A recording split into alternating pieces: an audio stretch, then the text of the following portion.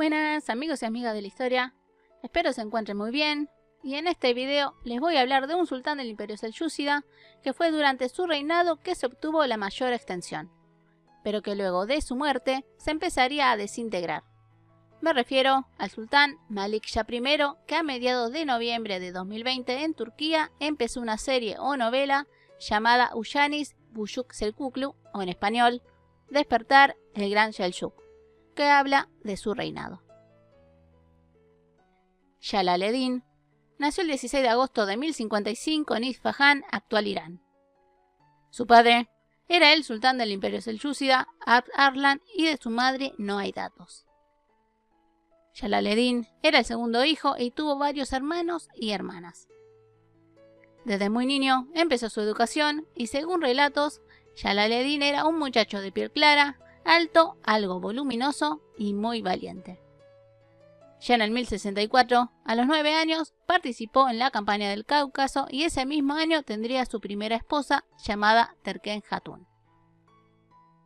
En el 1066, Abd Arslan lo nombra su sucesor aunque tenía un hijo mayor, pero vio en Jalaluddin la valentía que al parecer su hijo Ayaz no tenía, y le entrega también a Jalaluddin como feudo Isfahán, que todavía no era la capital del imperio. En el 1071 fue a otra campaña con su padre a Siria y luego se quedó en Alepo, mientras su padre partía hacia el norte para pelear con el imperio bizantino en la batalla de Manzikert, que ganaría su padre y comenzaría la decadencia del imperio bizantino. En el 1072 acompañó a su padre en una campaña contra los caramánidas, pero su padre fue herido mortalmente por uno de sus prisioneros. Así que Jalaluddin se convirtió en Malik Shah I. Malik significa rey en árabe y Shah también significa rey, pero en persa. Y de hecho el imperio selyúcida se basaba, primero, que los sultanes eran de origen turco, de religión árabe y con una administración persa. Y por lo que Malik Shah, que solo tenía 17 años, renombró como primer visir al que estuvo con su padre, el persa Nizam al-Mulk, que se encargaría prácticamente de la administración del imperio. Pero su ascensión no fue para nada fácil, ya que su tío Kabur quería ser el sultán. En el 1073 hubo una batalla en Hamadán, actual Irán, donde Malik Shah derrota a su tío, lo hace prisionero junto a sus dos hijos y que por consejo de su visir asesina a su tío y manda a cegar a sus primos.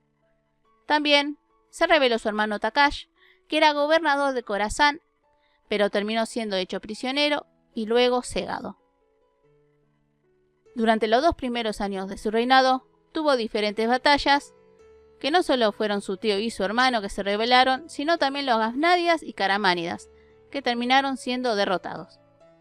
Luego, retomaría a mediados del 1080 otras batallas, pero aunque Malik Shah no participaba, tenía sus diferentes gobernadores que iban expandiendo el territorio, y que gracias a su visir, que era un excelente diplomático, que lograba las cosas con la paz.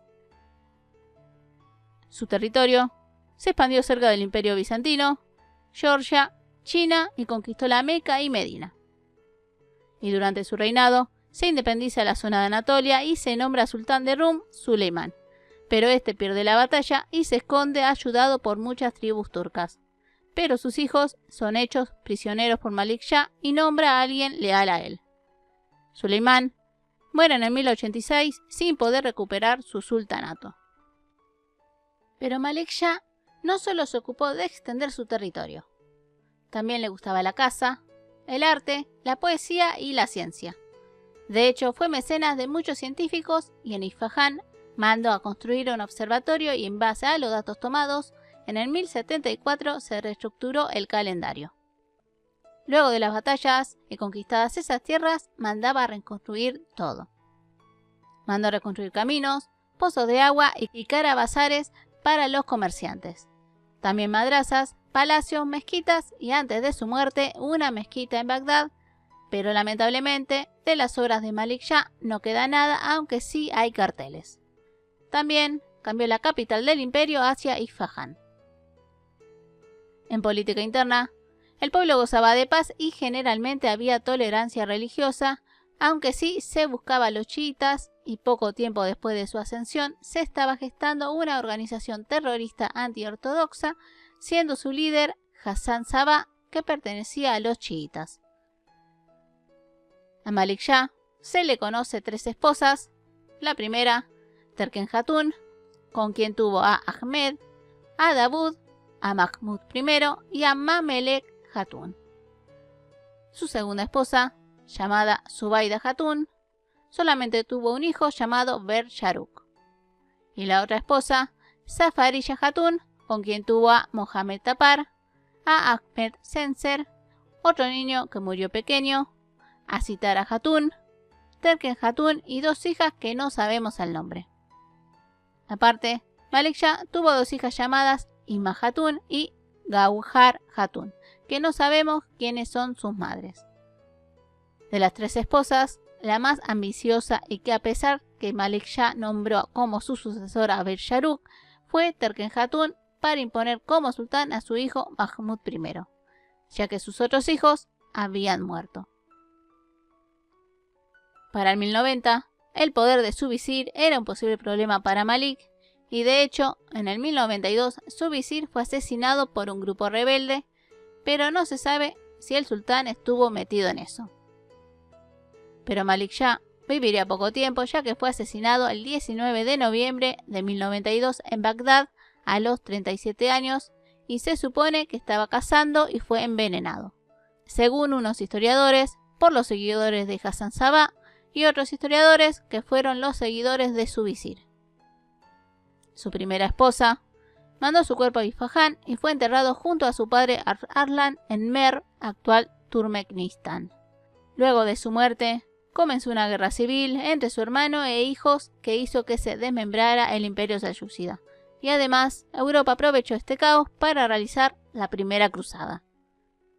Tengo 2 videos que hablan de la cronología del imperio selyúcida y un pequeño resumen de qué pasó luego de Malik Shah. Bueno amigos y amigas, si les gustó el video, no se olviden su like y de compartirlo.